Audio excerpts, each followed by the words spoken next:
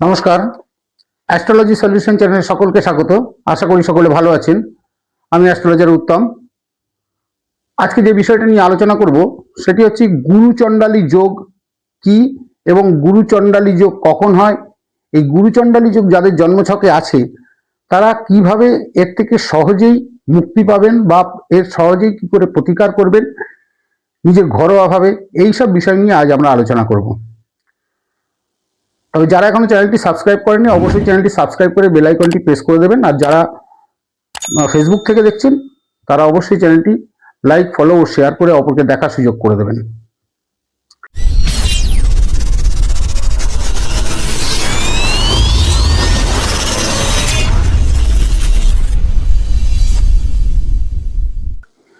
তবে আজকের আলোচনা শুরু করা যাক। আজকের আলোচনার বিষয় গুরুচণ্ডালী যোগ জন্মছকে কখন হয় বা এই গুরুচণ্ডালী যোগ থেকে কি কি শুভ বা অশুভ ফল পাওয়া যায় এবং এই গুরুচণ্ডালী যোগকে আমরা কি করে ঘরেই নিজে সহজেই প্রতিকার করতে পারবেন, এই সব বিষয় নিয়ে আলোচনা করব। প্রথমে আমরা জানব গুরুচণ্ডালী যোগ কখন হয়। আপনারা এখানে একটা জন্ম ছক দেখতে পাচ্ছেন। এই জন্ম ছকে গুরুচণ্ডালী যোগ কোন রাশিতে অবস্থান করে, কোন জন্মছকের কোন ঘরে অবস্থান করে এবং সেই গুরুচণ্ডালী যোগ থেকে কি কি শুভ বা অশুভ ফল পাওয়া যায়। প্রথমে জানবো এই গুরুচণ্ডালী যোগ কি। গুরু হচ্ছে বৃহস্পতি, অর্থাৎ দেবগুরু হচ্ছে বৃহস্পতি, আর চণ্ডাল বলতে বোঝানো হয় রাহু বা কেতু।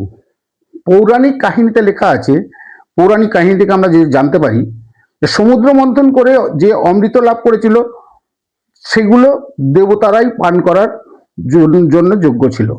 কিন্তু যখন এই অমৃত দেবতাদের মধ্যে বিতরণ করা হয় সেই সময় ভগবান বিষ্ণু মোহিনী রূপ ধরে সেই অমৃত বন্টন করছিলেন। সেই সময় শরভানু নামে এক অসুর ছদ্মবেশে এই দেবতাদের মধ্যে এসে তিনি এই অমৃত পান করার চেষ্টা করেছিলেন। সেই সময় সূর্য এবং চন্দ্র সেটা দেখে ফেলে এবং সেটা ভগবান বিষ্ণুকে যখন বলেন তিনি তার সুদর্শন চক্র দিয়ে তার গলা থেকে কেটে দেন। কিন্তু সেই অমৃত এই সুরভানুর গলা পর্যন্ত তখন চলে গেছিল। সেই কারণে এই গলা থেকে মস্তকের দিকটাকে বলা হয় রাহু এবং তার দেহাংশকে বলা হয় কেতু। এই রাহুর শত্রু সর্বদাই সূর্য এবং চন্দ্র। এই জন্যে যখন সূর্য গ্রহণ হয় বা চন্দ্র গ্রহণ হয় সেই সময় চন্দ্রকে রাহু গ্রাস করে এবং তার গলা দিয়ে সেটা বেরিয়ে যায়, যেহেতু তার শিরচ্ছেদ করা আছে। এই গুরু অর্থাৎ বৃহস্পতি এবং রাহু অথবা কেতু যদি একই রাশিতে অবস্থান করে তখন হয় গুরুচণ্ডালী যোগ বা কেন্দ্রস্থান। কেন্দ্রস্থান এটা যদি কালপুরুষ রাশি চক্রের প্রথম স্থান হয়, ধরুন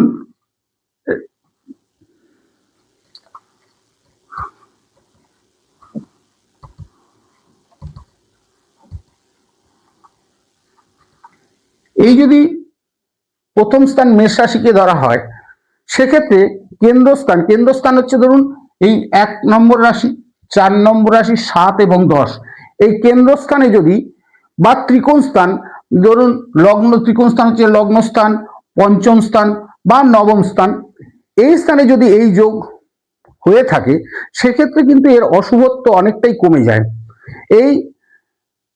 এর প্রভাব, এই গুরুচণ্ডালীর প্রভাব যাদের আছে তারা সাধারণত যখন তখন ভুল সিদ্ধান্ত নিয়ে ফেলেন, কাজে হঠকারিতা করেন এবং এদের একটা ভুল সিদ্ধান্ত নেওয়ার প্রবণতা থাকে। এই ভুল সিদ্ধান্তের কারণে তিনি ক্ষতিগ্রস্ত হন। গুরুজনদের প্রতি তার বিশ্বাস এবং গুরুজনদের সঙ্গে বা পিতার সঙ্গে তার সর্বদাই একটা মতভেদ লেগে থাকে এবং ঝগড়া বিবাদ হয়ে থাকে।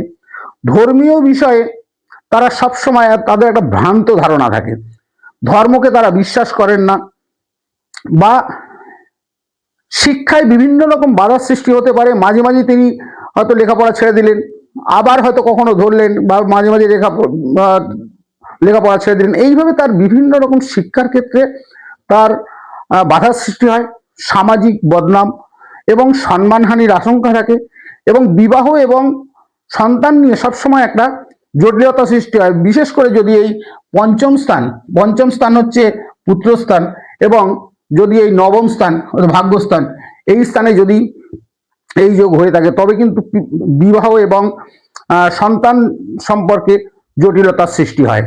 এই ধরনের যদি কেউ অশুভ প্রভাব পেয়ে থাকেন, এর কিছু প্রতিকার আমি বলছি, সেই প্রতিকারগুলো যদি আপনারা নিয়মিত করেন এর প্রভাব অনেকটাই কমে যাবে এবং এর থেকে মুক্তি পাবেন। যেমন প্রথমত আপনারা বৃহস্পতির মন্ত্র ওং গ্রাং গ্রিং গ্রোং সব বৃহস্পতায় নমঃ, এই মন্ত্রটা অন্তত 21 বার বা 28 বার রোজ জপ করুন। এবং রাহুর মন্ত্র ওং গ্রাং গ্রিং গ্রোং স রাহবে নমঃ, এই মন্ত্রটা অন্তত 21 বা 28 বার আপনারা নিয়মিত জপ করুন। 108 বার জপ করলে খুব ভালো হয়, কিন্তু সেটা যদি না পারেন তো 21 বার বা 28 বার জপ করুন। বৃহস্পতিবার হলুদ বস্ত্র, চানা ডাল, কলা এগুলো কোনো দরিদ্র ব্যক্তি বা কোনো ব্রাহ্মণকে আপনারা দান করুন।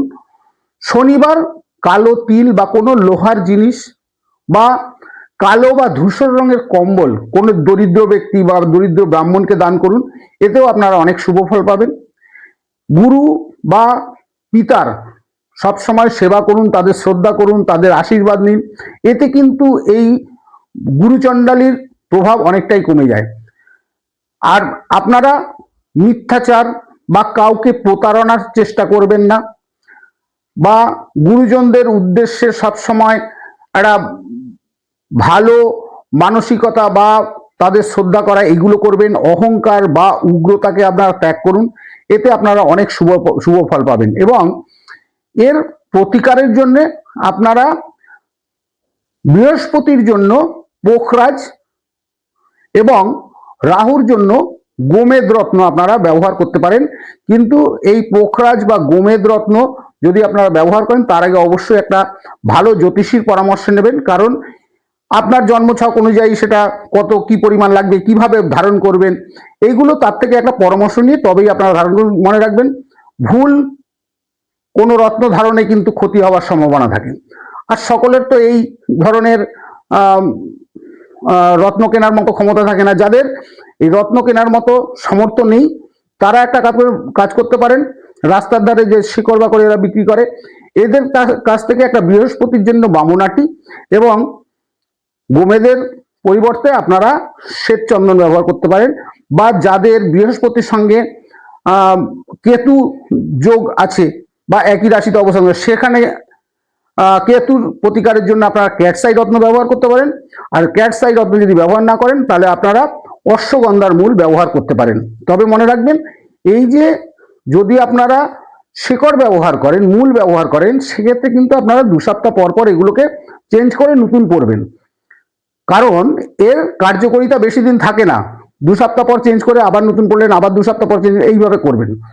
এক কথা বলা যেতে পারে, গুরুচণ্ডালী যোগ জীবনকে জটিল করতে পারে, তবে এটা যে অপরিবর্তনীয় একটা অভিশাপ এইটা কখনো মনে করবেন না, ভয় পাবেন না। এই জিনিসগুলো যদি আপনারা নিয়মিত পালন করেন অবশ্যই এর অশুভ প্রভাব অনেকটাই কমে যাবে এবং আপনারা এর থেকে মুক্তি পাবেন। সঠিক জ্ঞান, সৎ আচরণ বা নিয়মিত প্রতিকার দ্বারা কিন্তু এর অবশ্যই এর অশুভত্ব অনেকটাই কমিয়ে নেওয়া যায়। আপনার জন্মছক বিচার বা জন্মছকে এই যোগ কোন রাশিতে অবস্থান করছে বা আপনার জন্মছকের কোন ভাবে এই যোগ অবস্থান করছে বা কিভাবে এর প্রতিকার করবেন, এর প্রভাব কি হবে, এগুলো জানবার জন্য আপনারা কমেন্ট বক্সে আপনার জন্ম তারিখ, জন্মস্থান এবং জন্ম সময় লিখে পাঠান। অবশ্যই আমি এর প্রতিকারের উপায় আপনাদের বলে দেবো।